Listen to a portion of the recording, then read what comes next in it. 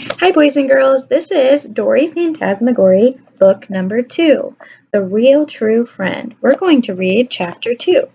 If you remember, the last chapter we read was all about Dory getting ready for her first day of first grade. This chapter is called Best Friends Forever, chapter 2. When I come down for breakfast, Violet bursts out laughing. Mom, Rascal's wearing the exact same outfit she wore every day last year, and now it's way too small for her. My mom says, Oh, she can wear what she wants. It's not a big deal. The Santa hat isn't too small, I say. But it's a Santa hat, yells Violet. This is what she's wearing. While I'm eating breakfast, my mom sits down with me and says she has some important reminders about school. Number 1, don't move the chairs and desks around the room. I already know about that, I yell. Okay, calm down, she says. Number 2, keep your shoes on your feet. Why would I take my shoes off? I say. I don't know, Dory. I still don't understand how you lost so many shoes last year. Number 3, absolutely no bathroom words. Do you understand me, Dory? I mean it. Save them for home, when you are in the bathroom, all by yourself with the door shut. Got it? Boring, I say. I think you are going to have a super day, says my mom. I'll miss you. Why is Mom not saying anything about the Santa hat? Says Violet. As we leave for school, Luke says, We are not walking with you if you wear that hat. Oh, fine, I grumble. I take it off, see? When we get to school, Violet walks me to my classroom door. I grab onto her tightly. I wish I were home in my nightgown. Don't leave me here, I say. But she is already walking away.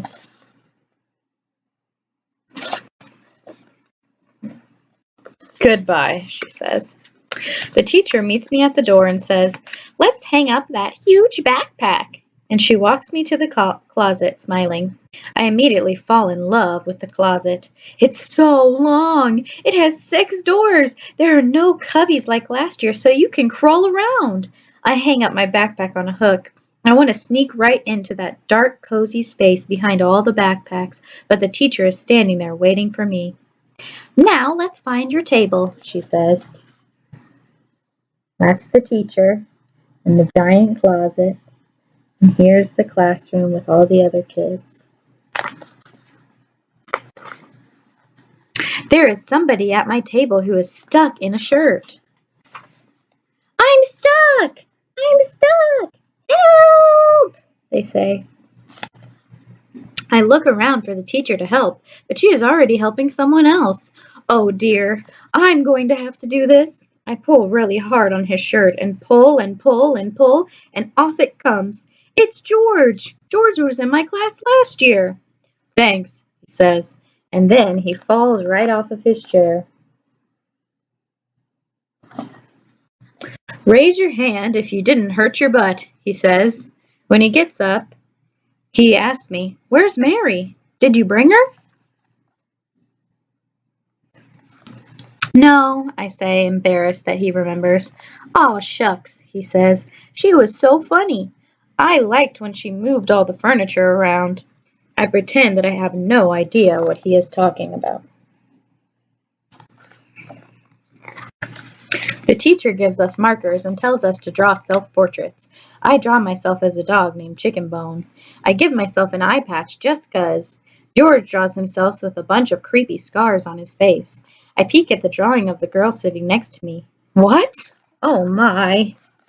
Okay, so this is her drawing, and that one's George's, and this is the girl's next to her. She drew earrings and earlobes and curly eyelashes and nostrils and a crown covered in jewels. When I look at her, she smiles at me. Oh my holy cow, I don't believe it. She is missing her 2 front teeth.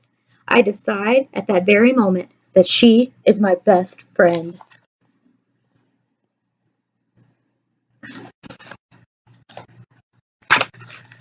She is wearing an old-fashioned dress that looks especially poofy. She has sparkly shoes with little tiny heels. She wore heels to school.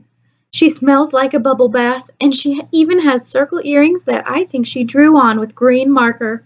And I don't know why, but she is wearing her headband on her forehead instead of on her head.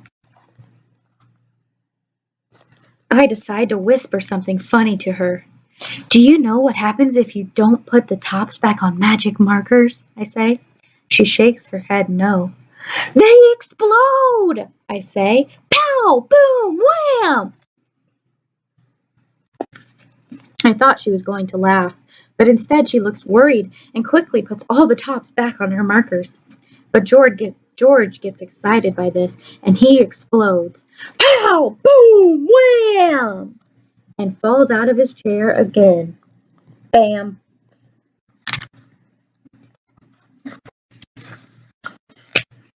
That was fun, says George, lying on the floor looking dizzy. That's what he always says when he gets hurt.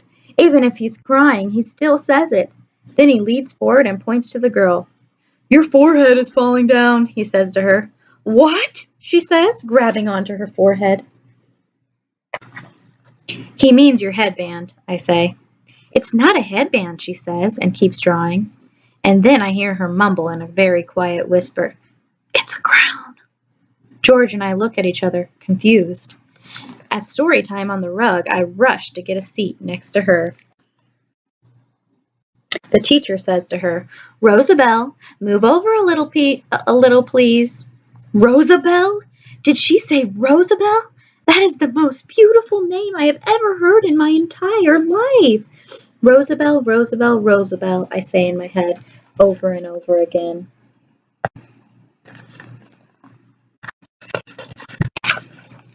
At lunchtime, I sit next to Rosabelle and George sits next to me. We watch in amazement as Rosabelle opens her lunchbox and takes out first a flowered placemat and matching cloth napkin, which she places on her lap. Then a matching china cup and saucer. Then she takes out her water bottle and pours water into the cup and takes a sip with her pinky sticking up in the air like this. So fancy. Then she takes out a peanut butter and jelly sandwich and cuts it up with a knife and takes bites with a fork while wiping her face with the napkin after each bite. I was so busy watching Rosabelle eat that I barely have time to eat my salami. When it's finally recess, I get my first chance to be alone with Rosabelle.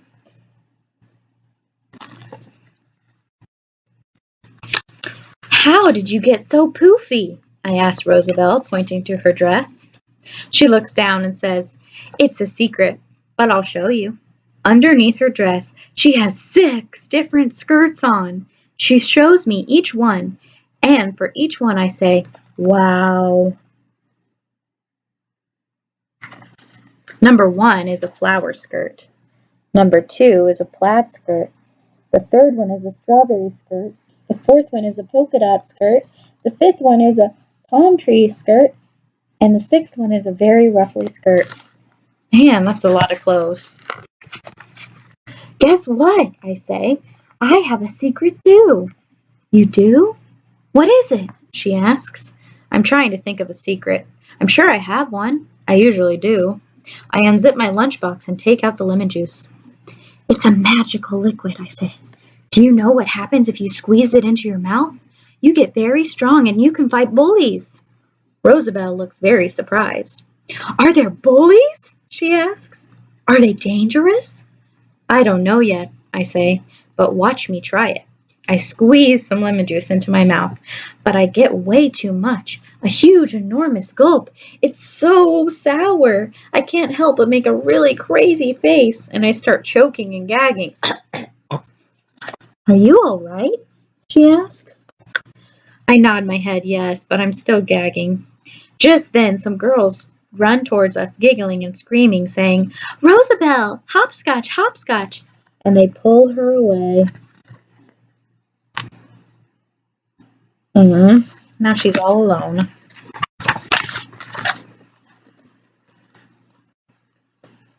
Nope.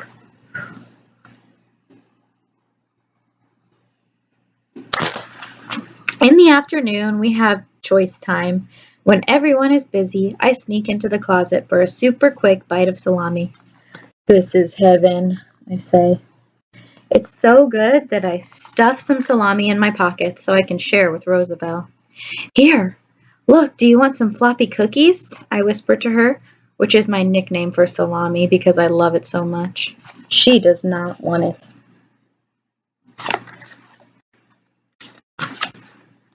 After school, we line up to wait for our parents. My mom comes first. She holds my hand and we walk toward the schoolyard gate. But a few steps away, I realize I just have to tell Rosabelle. I just have to. Best friends forever! I shout, jumping up and down. She smiles. My mom says to me, Really? You have a best friend already? Yes, I do, a real true friend, I say. What is her name? Um, oh gosh, what was her name? Something beautiful, but I just forgot it. Was it Annabelle? Rosebud? Rose Blossom? Oh, I don't remember, I say. What's my best friend's name again?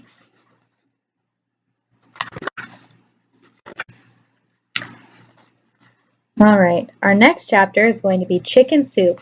We will read that next time. Thanks for reading along with me.